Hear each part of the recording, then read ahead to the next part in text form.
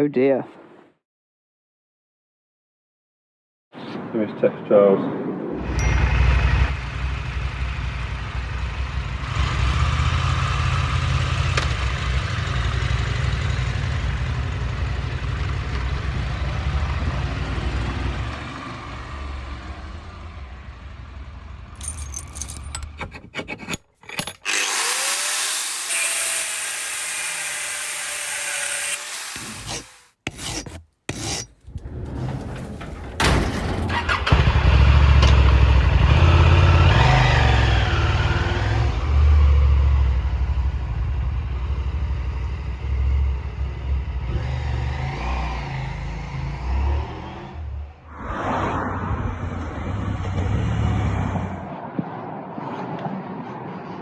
Sorry I'm late.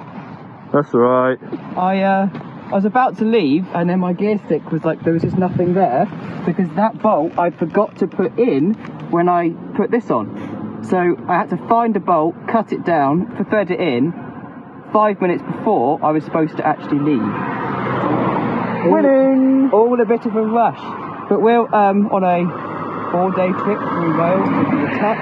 So it's now Thursday night, we're going to leave here, go to Kieran's mum's house to relax, and then in the morning we are setting off first thing, basically Stroud, Gloucester area, hitting straight to TET straight away. So let's bolt on the M40 and get there before the storm ever comes, so that'll be fun. Double KTMs! TET, here we come.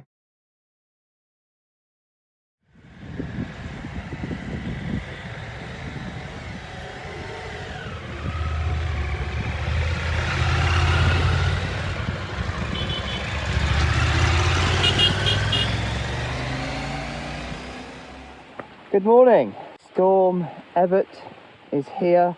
It's raining, it's not really that bad.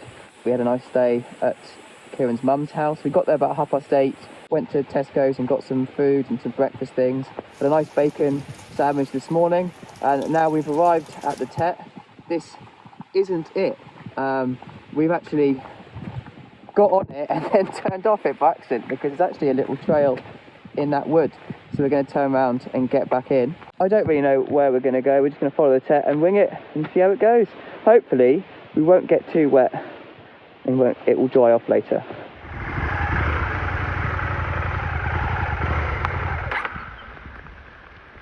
Oh, your screen's too tall. I'd get off it.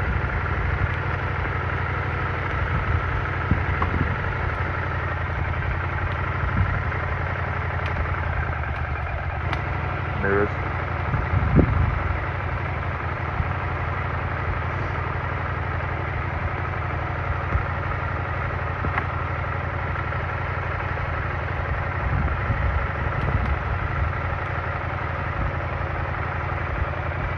You can send a note to the fucking linesman.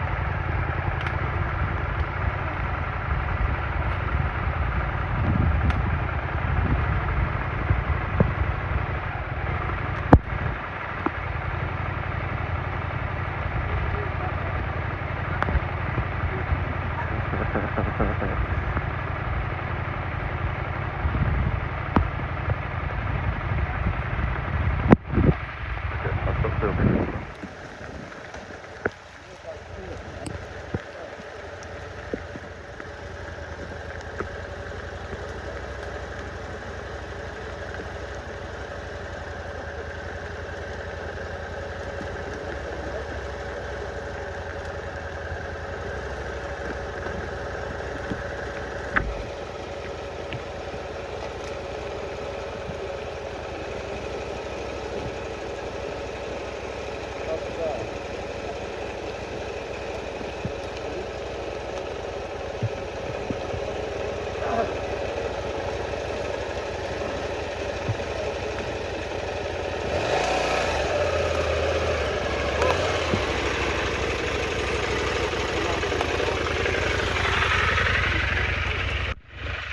So we've just come down this trail. Looks really simple, but there's actually no traction whatsoever. So both front and back tyres are all sliding down. Sliding? I don't think that's a word. And now we're continuing down this one, which is pretty steep. There's some, like, I'd say it looks easy, but it's actually quite slippery and narrow and rocky. And letting some tyre pressures down, Kieran decided just to wing it with a key and drop them down to like 10 or 5 psi, which might be a bit much, so topping them up a little bit. But yeah, I wish this weather would disappear. It's making life a little bit trickier when it's all wet and rainy and horrible. And yeah. Anyway, onwards.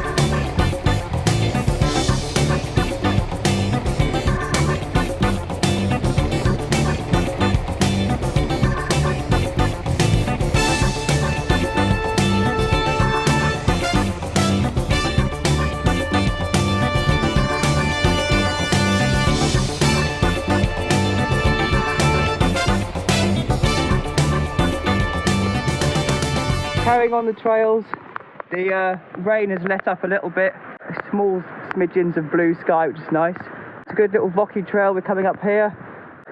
We've met the Tree of Doom, which everyone knows on Facebook really. So yeah, we can't be bothered to try and attempt to wrestle the bikes through there. It's too muggy and wet and horrible, so we're just going to turn around and join the trail further up. Please someone come down with a chainsaw and hack that bitch to death.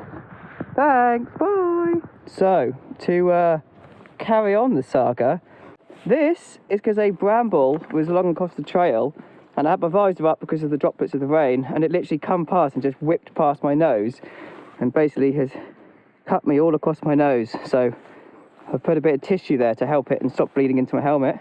And then coming up this trail, I went over that step there and then bend it basically, and unfortunately one of the rocks has gone in and bent that, so we're just going to get the bolt and undo this. I've got a good sump guard. I don't think it's hit the fuel tap, but we're going to take that bolt off and check everything and make sure it's all right. So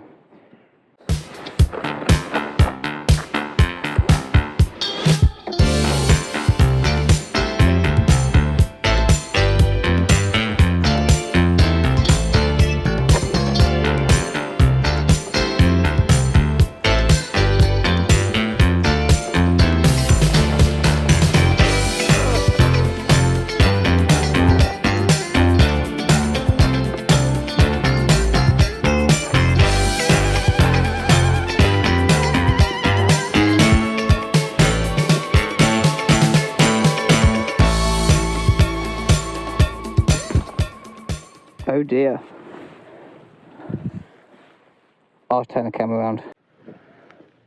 It appears I might have damaged this, because if I move that, look, you see the fuel running down here. So I'm going to take it off and see what's going on. Well, aren't I just a pretty picture? Hair sweaty and all bollocks.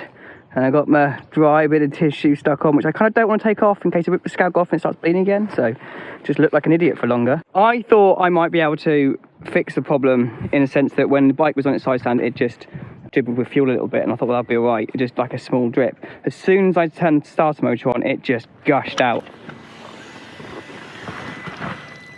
Oh, lovely. It's had a little wee. Brilliant. Fucking brilliant. Turn the fuel pump off by turning the kill switch off, turn the kill switch back on again, and little wee. Okay, that's wasted enough fuel. And I was like, right, that's it, trip's over, can't go anywhere. KTM is a or the part that I want, is a week and a half away. So that's useless. KTM RAC cover takes me to the local dealership, which I think is probably Swansea from where I am now. I'm in Tinnington. Where are we? Tinton. We're in Tinton. So that would basically be take the bike in the wrong direction, and then they could give me a rental car for me to get home, which I think is all a bit backwards. So my plan is to get Kieran to call up and get pillion insurance. I will then go on the back of his bike to my house, empty my van, pick up my van, drive back here, load this dead weight of a motorcycle, and then do what I want to do. I mean, once it's in the van, I've got complete mobility, so I'll just drive home, and then it's going in for a service, so no riding for a bit. Definitely order the spigot cover from Rockfiler. I think I'm going to do that once I get home. Yeah, I think that's very important to buy, because that was good. So maybe we'll do the trip in a couple of weeks once it's fixed, if we still can, or what. Depends what happens with work now. Yeah, I might as well go back to work on Monday, which is a shame. So after a phone call to Kira's insurance company, turns out they want 160 quid to add pillion insurance, and that's just a bit too steep, to be honest, for a 2-hour drive. So I'm going to get a taxi from here to a train station, which I think is probably, well, it's like a tenner on an Uber, but then Uber aren't here, so hopefully it'll be about a tenner on a normal taxi. And then I've probably got like a 30 quid train ride from here to Didcot, which is what what is it called? Chepstow? Yeah, Chepstow to Didcot. So Kieran has taken all of my gear and my helmet. I've just got that bag and my backpack, and my bike is going to have to be left tucked in the corner of this there, which I can't move my finger in the mirror screen. So yeah, off to the bus stop or train station or wherever it is. Oh, fuck's sake!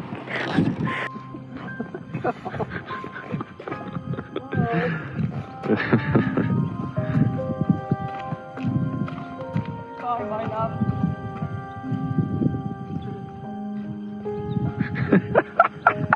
You look like you're gonna fall over.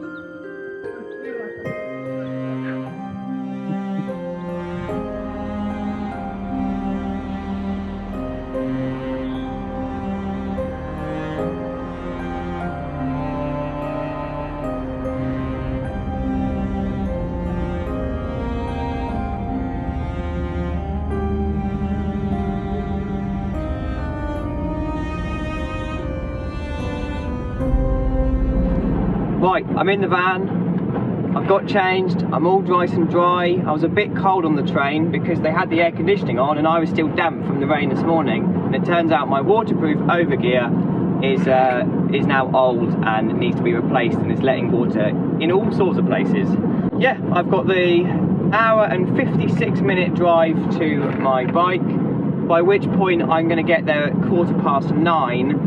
So I might just use my camping gear and sleep in the back of the van next to the bike, and saves me having to drive too late later. Yeah, so 56 minutes of the M4. What a winner.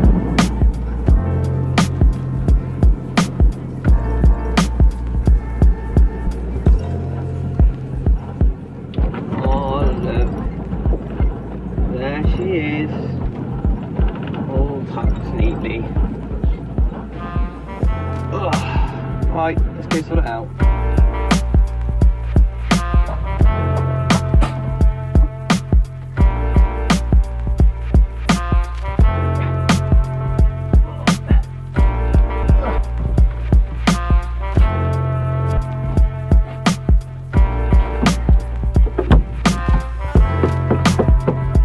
Oh, stuck on everything. Cool, I'll take that as in. Well, I'm in the back of my van. I've got the bike next to me. This is here, so just... yeah, laid next to it. And I got here about 9 o'clock, so by the time I loaded it up it was like 9:30 sort of or so, and I got too tired to drive anywhere, so I thought, well, sod it. So I've had dinner, basically camping, but in the back of the van, not in the tent. So yeah, tomorrow morning we'll figure out, probably go home. But yeah, oh well, end of the trip. We'll come back to this car park, I guess, and carry on once I've fixed it and we've got a few days off work or something we can do it on. Thanks for watching. See you later.